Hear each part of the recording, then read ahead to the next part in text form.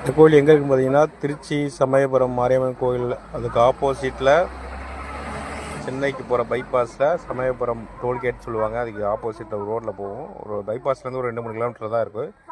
தமிழ்நாட்டிலே சாய்பாபா கோயிலில் அது கொஞ்சம் பெரிய கோயில்னு சொல்லிக்கலாம். கோயில் பார்த்திங்கன்னா ரொம்ப சுத்தமாக நீட்டாக பயங்கரமான இதில் பராமரிச்சிருப்பாங்க.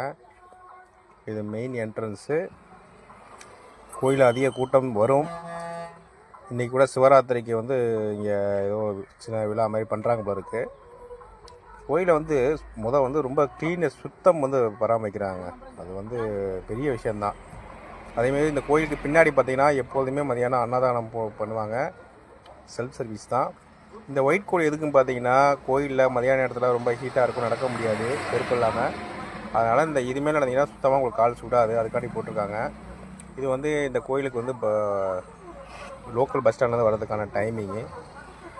கோயிலோட உள் என்ட்ரன்ஸ் பாருங்கள். இங்கே வந்து இந்த தேங்காய் உடைக்காத முழு தேங்காய் வந்து உரிக்காமல் இருக்கும். அதை வந்து வேண்டுதல் பண்ணி நெருப்பில் ஒரு இதில் போடுற மாதிரி ஒரு இது இருக்கும்.